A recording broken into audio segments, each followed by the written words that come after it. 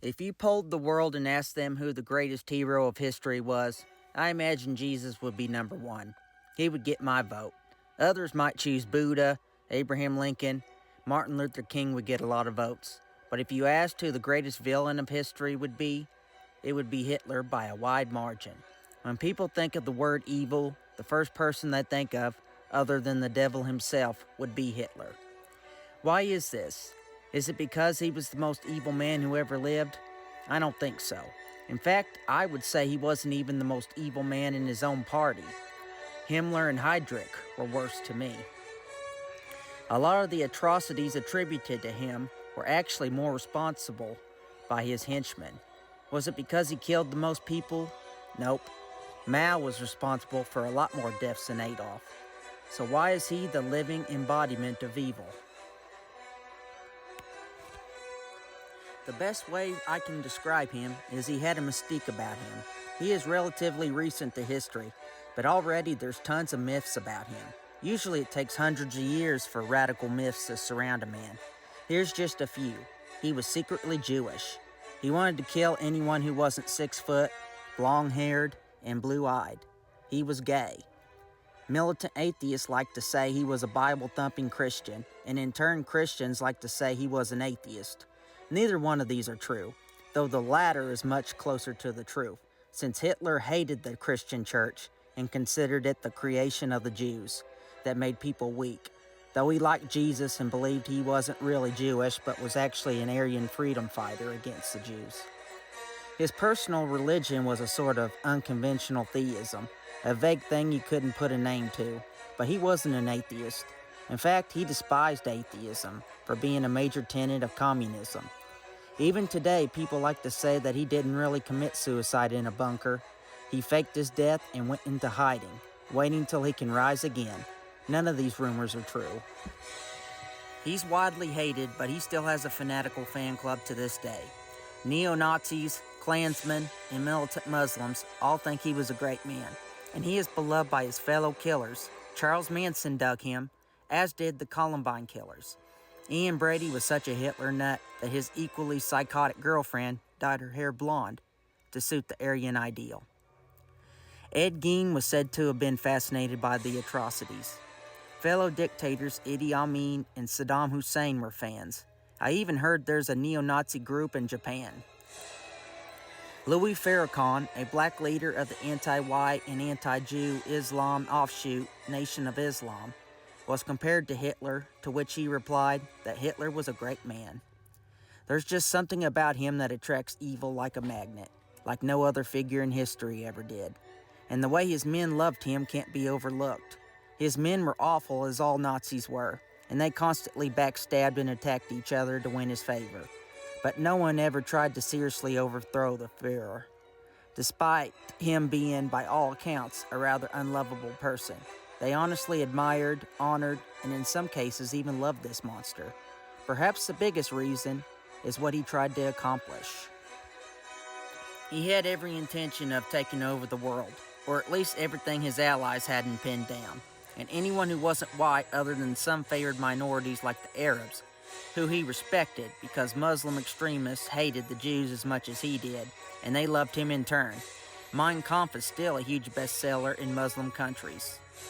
And it's not at all uncommon to see radical Muslims give Nazi salutes or carry swastikas around.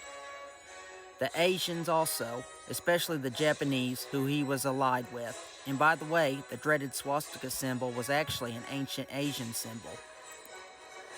And light-skinned Hispanics like dictator Juan Perón, who was a huge fan and allowed lots of Nazi war criminals asylum, where they died of old age rather than get punished for their crimes. Most others were to be second-class citizens at best, or be exterminated or used for slave labor at worst. And get this, he almost achieved it. He came dangerously close to taking over the world in World War II. And it looked at the time that he was cruising toward that end, conquering one country after another with no defeats in sight. Had he not gotten cocky and overplayed his hand, they might have won the war and we would all be speaking German right now.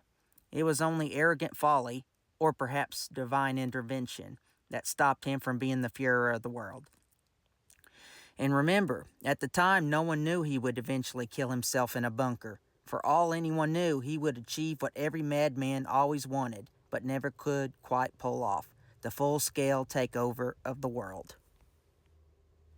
Let's start from the beginning. No myths, only facts. Hitler was born to an abusive father and a doting mother who always pampered and spoiled him.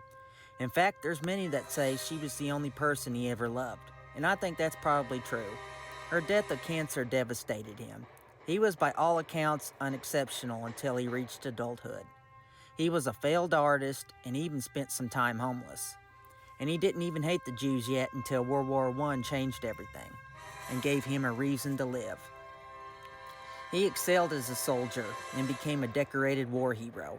He often tells people that as a soldier, he heard a small voice tell him to leave a building that he was staying at the time.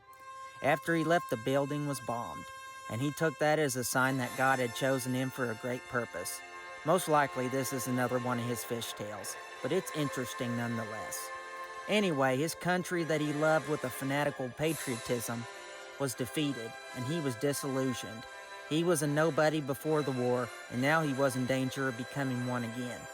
He needed something to blame, so he started listening to the conspiracy theories of radical political groups. His main goal was to decimate the Jews and destroy communism once and for all. He developed his movement called National Socialism, shortened to Nazi. He was strongly influenced by his political guru, Benito Mussolini, who recently created the first fascist country in Italy. Hitler's party was an odd combination of left-wing socialism, in the early days anyway, and far-right fascism, mixed with Friedrich Nietzsche's philosophy of the Superman conquering the inferiors, and a perverted view of Darwin's theory of evolution called social Darwinism. He preached that the Aryans, or whites, best reflected by blonde hair and blue eyes, which is ironic because almost none of the elite Nazis had blonde hair, or fit this model, including Hitler himself, or the master race. All other races, however noble, were inferior, and it was their job to eliminate and dominate the weaker races in a survival of the fittest natural selection model. He preached that the Jews had stabbed the country in the back, and that's why they lost the war, and the communists, ran by the Jews, were trying to take over the country.